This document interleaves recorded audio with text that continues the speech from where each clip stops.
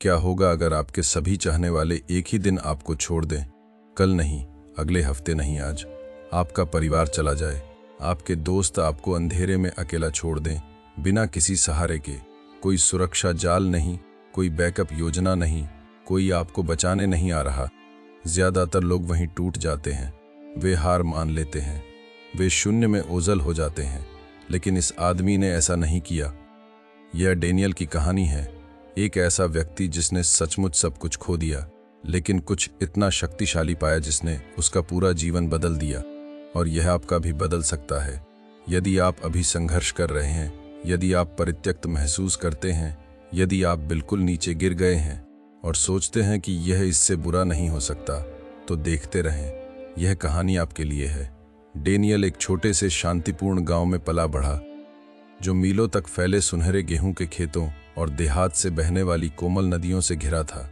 गांव में शायद 10 परिवार थे। हर कोई हर किसी को जानता था। उसका जीवन सरल था, लेकिन अच्छा था। उसके पिता गांव के सबसे सम्मानित लकड़ी के कारीगर थे। न केवल एक शिल्पकार, बल्कि वह शिल्पकार जिस पर पूरा गांव निर्भर था। जब किसी को दरवाजा चाहिए होता, वे डेनियल के पिता के पास जाते। जब कटाई का समय आता और उन्हें नए उपकरणों की जरूरत होती, तो वे उनके पास आते। जब किसी युवा जोड़े की शादी होती, तो वे उनकी कार्यशाला से फर्नीचर चाहते थे। लोग न केवल उनके काम पर भरोसा करते थे, बल्कि उनके नाम पर भी भरोसा करते थे। डेनियल के चलने के समय से ही उसके पिता ने उसे उस छोटी सी गांव की कार्यशाला में सब कुछ सिखाया। गांव के पास के पेड़ों से लकड़ी कैसे काटी जाए, लकड़ी को सम्मान के साथ कैसे आकार दिया जाए, ऐसी चीजें कैसे बनाई जाएं, जो पीढ़ियों तक चलें। उसके पिता केवल उसके शिक्षक नहीं थे, वे उसके नायक थे।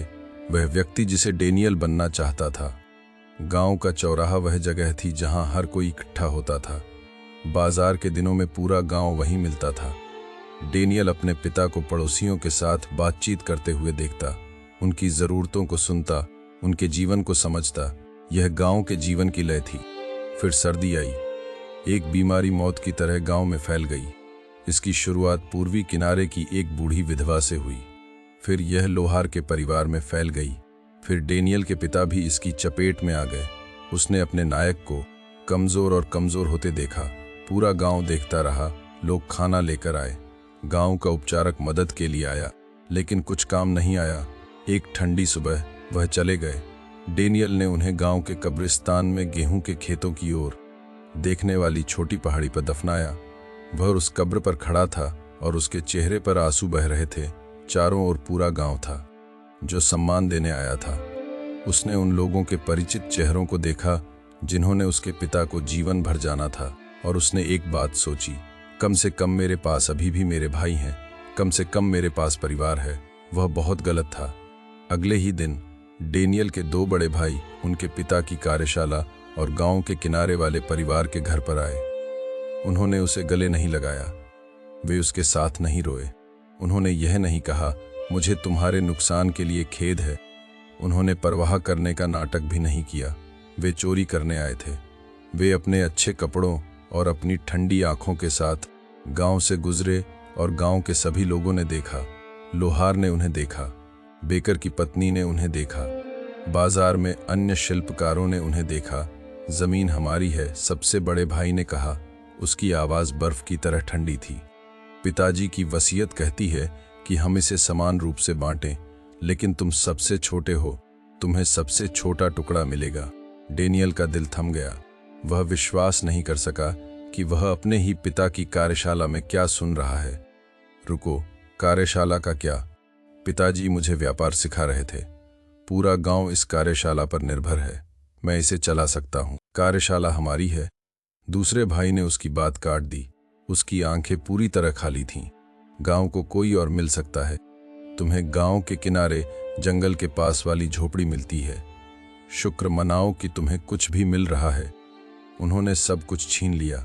वह जमीन जो उनके पिता ने गांव के केंद्र में बनाई थी, वह औजार जो उनके पिता ने अपने हाथों से बनाए थे, वह कार्यशाला व्यवसाय जिसे उनके पिता ने शून्य से शुरू किया था, यहाँ तक कि वह सम्मान भी जो डेनियल ने सालों तक सीखने और पूरे गांव के सामने काम करने के दौरान कमाया था। उसके अपने खून, उसके अपने परिवार ने उसे बिना कुछ छोड़े छोड़ दिया। और जब वे गांव के चौराहे से गुजरे तो वे दुखी भी नहीं दिखे। पूरा गांव उन्हें जाते हुए देखता रहा। डेनियल अकेला उस झोपड़ी में चला गया। गांव के किनारे एक टूटी फूटी झोपड़ी जहां कोई रहना नहीं चाहता था। छत में इतने बड़े छेद थे कि आप सीधे आसमान देख सकते थे। दीवारों में इतनी चौड़ी दरारें थीं कि आप अपनी उंगलियां उनके अंदर फिट कर सकते थे। खिड़कियां ठीक से बंद नहीं होती थीं। ठंडी हवा झोपड़ी में ऐसे काटती थी जैसे मक्खन में चाकू। वह अपने जानने वाले हर चीज के किनारे पर अकेला था। लेकिन यह और भी बदतर हो गया। डेनियल के पास अभी भी दोस्त थे, या ऐसा उसने सोचा था। गांव छोटा था, वह इन लोगों के साथ बड़ा हुआ था। वे सालों तक उसके परिवार के साथ जश्न मनाते रहे थे। वे उसके पिता के अंतिम संस्कार में आए थे। शुरू में उसने उनसे संपर्क करने की कोशिश की। वह उन्हें कुएं पर पानी लाते हुए देखता जैसे वे हर दिन करते थे। वह उन्हें गांव के चौराहे के बाजार में देखता। वह उन्हें शाम को छोटी सी गांव की मधुशाला के बाहर इकट्ठा होते देखता।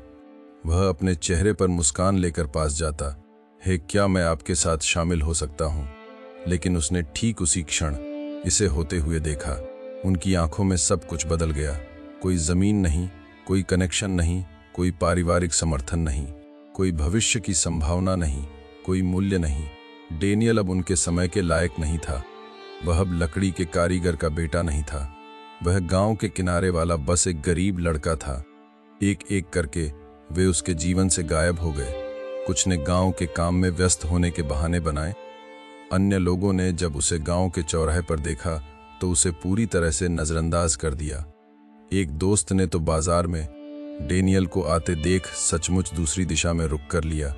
उसके अपने बचपन के दोस्त, उसके अपने गांव के लोग, उन्होंने उसे अस्वीकार कर दिया। उस रात डेनियल गांव के किनारे वाली उस जमने वाली झोपड़ी में अकेला बैठा था। आग लगभग बुझ चुकी थी। उसने फटी हुई दीवारों और टूटी हुई छत को देखा और आखिरकार वह टूट गया। वह रोया, छोटे शांत आंसू नहीं, वास्तविक गहरे, आत्मा को झकझोर देने वाले सोब जो उसकी सत्ता के केंद्र से आए थे। पिताजी, वह फुफुसाया, मैं अकेला हूं, मेरे पास कुछ नहीं है, मैं कुछ भी नहीं हूं। आपने मुझे क्यों छोड़ा? मेरे भाइयों ने मेरे साथ ऐसा विश्वासघात क्यों किया? गांव में अब कोई मुझे क्यों नहीं चाहता? वह वहां अंधेरे में पूरी तरह बिखरा हुआ बैठा था और उसे लगा कि उसके पास जीने के लिए कुछ भी नहीं बचा है। यह उसका सबसे निचला बिंदु था। लेकिन फिर कुछ असंभव हुआ। उस अंधेरी, जमने वाली, खाली झोपड़ी में जब डेनियल के पास बिल्कुल कुछ भी नहीं बचा था, उसने कुछ सुना। अपने कानों से नहीं, अपनी आत्मा से। एक आवाज, तेज नहीं, गुस्से वाली नहीं, बस स्पष्ट और वास्तविक और सच्ची। तुम अकेले नहीं हो, मैं यहां हूं। डेनियल ने खाली कमरे में चारों ओर देखा। कोई वहां नहीं था। झोपड़ी पूरी तरह खाली थी। लेकिन हफ्तों में पहली बार उसे खालीपन महसूस नहीं हुआ। उसके अंदर कुछ बदल गया। अंधेरे में एक रोशनी जल उठी। उसकी छाती में एक गर्माहट फैल गई। उसने अपनी आंखें बंद की और ऐसे प्रार्थना की जैसे उसका जीवन उसी पर निर्भर हो। भगवान, यदि आप वास्तव में सुन रहे हैं, यदि आप वास्तव में वहां हैं, तो मुझे अब धन की परवाह नहीं है। मुझे अपने गांव के दोस्तों की जरूरत नहीं है। मुझे अपने भाइयों के सम्मान की जरूरत नहीं है। मुझे गांव द्वारा मुझे स्वीकार करने की जरूरत नहीं है। मुझे बस ताकत चाहिए। कृपया बस मुझे फिर से खड़े होने में मदद करें। और उसका मतलब अपनी सत्ता के हर रेशे से था। वह प्रार्थना केवल शब्द नहीं थी, यह एक व्यक्ति था जो अपना पूरा टूटा हुआ स्व भगवान को दे रहा था। अगली सुबह डेनियल सूरज उगने से पहले जाग गया। उसकी आंखें अभी भी रोने से लाल थीं। उसका चेहरा अभी भी आंसुओं से भीगा हुआ था। लेकिन उसकी छाती में कुछ अलग, मजबूत महसूस हुआ, जैसे आग फिर से जलने लगी हो। उसने गांव के किनारे वाली उस टूटी हुई झोपड़ी को देखा और एक फैसला किया जिसने सब कुछ बदल दिया। कोई मुझे बचाने नहीं आ रहा है, इसलिए मैं खुद को बचाने जा रहा हूं। उसने काम करना शुरू कर दिया। उसने गांव के पास के जंगल में मिली लकड़ी से छत की मरम्मत की। उसके हाथों से खून बहा। उसने दीवारों की दरारें गांव की जमीन से बहने वाली नदी के किनारे की मिट्टी से भर दी। उसकी पीठ दर्द से चिल्लाई। उसने अपने नंगे हाथों से एक मेज बनाई। हर एक कील चुभती थी। कुछ दिन वह हार मान लेना चाहता था, कुछ दिन वह कोने में बैठकर रोता था।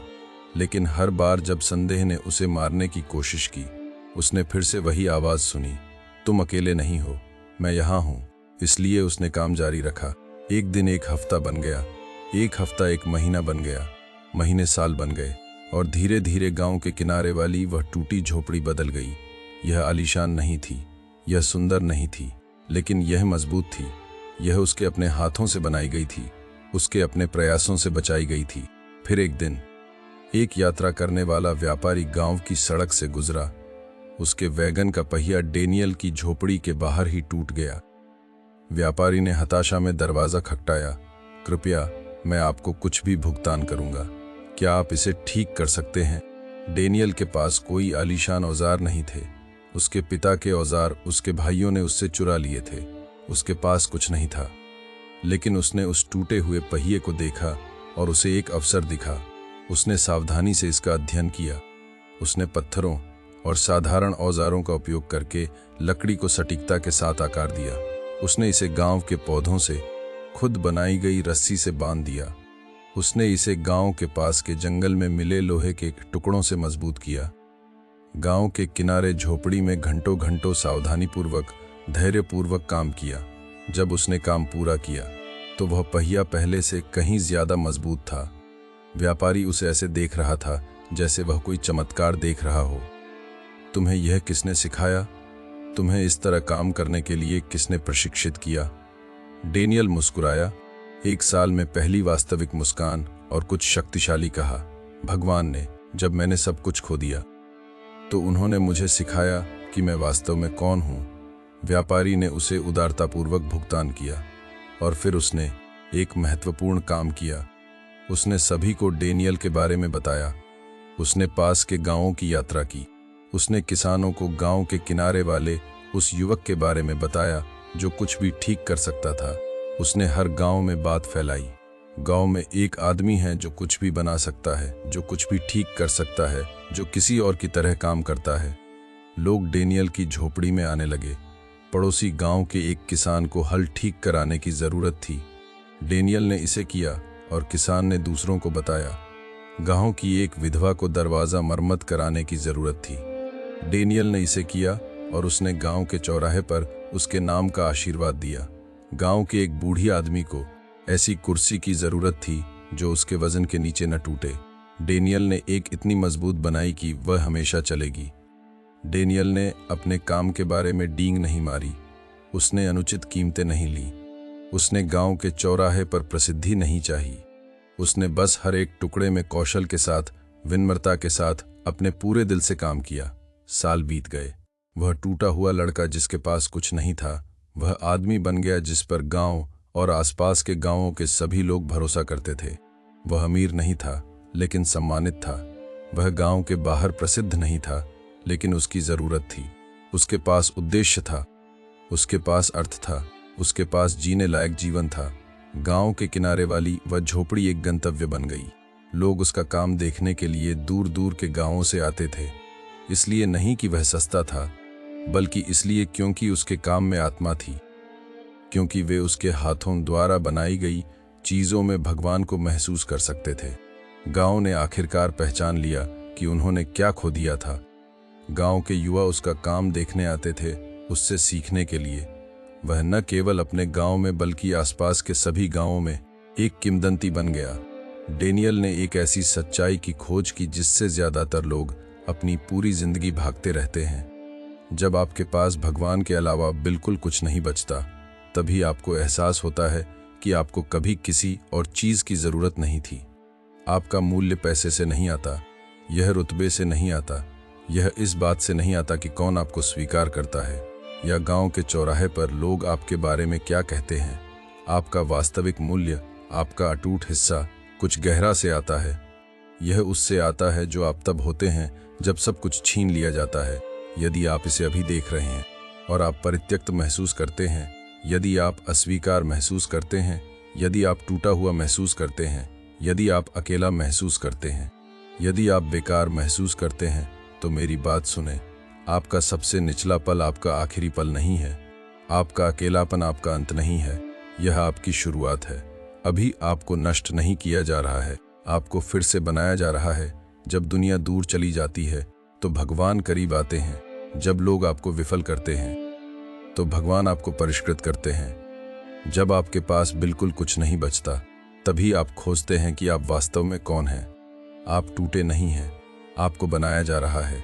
आपकी सबसे बड़ी वापसी आपका इंतजार कर रही है, किसी दिन नहीं, जल्द ही। यदि इस कहानी ने आपके दिल को छुआ है तो इसे साझा करें। इसे किसी ऐसे व्यक्ति के साथ साझा करें जिसे अभी इसे सुनने की ज़रूरत है।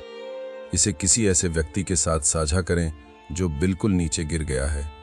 इसे किसी ऐसे व्यक्ति के साथ साझा करें जो सोचता है कि वे खत्म हो गए हैं। क्योंकि कभी कभी एक कहानी ही वह एकमात्र रस्सी होती है जो डूबते हुए आदमी तक पहुंचती है। कभी कभी एक कहानी सब कुछ बदल देती है। टेन्स सस्यप को सब्सक्राइब करें। यहाँ हर कहानी एक सबक है, हर सबक एक बेहतर जीवन की ओर एक कदम है। हर वीडियो लोगों के उनके सबसे अंधेरे पल में पहुंचने के लिए डिजाइन किया गया है। आइए इस यात्रा को एक साथ चलें। भगवान आपका भला करे। आपकी कहानी खत्म नहीं हुई है, यह अभी शुरू हो रही है। डेनियल को याद रखें। जब आप परित्यक्त महसूस करें तो याद रखें कि डेनियल ने भी ऐसा महसूस किया था। जब आपको लगे कि आप बेकार हैं तो याद रखें कि डेनियल ने भी ऐसा सोचा था। जब आप बिल्कुल नीचे गिर जाएं तो याद रखें कि वहीं डेनियल ने अपना साम्राज्य बनाया था। जब आप हार मान लेना चाहें तो उस आवाज़ को याद रखें, तुम अकेले नहीं हो, मैं यहाँ हूँ। तुम अकेले नहीं हो, तुम उठोगे, आपका समय है।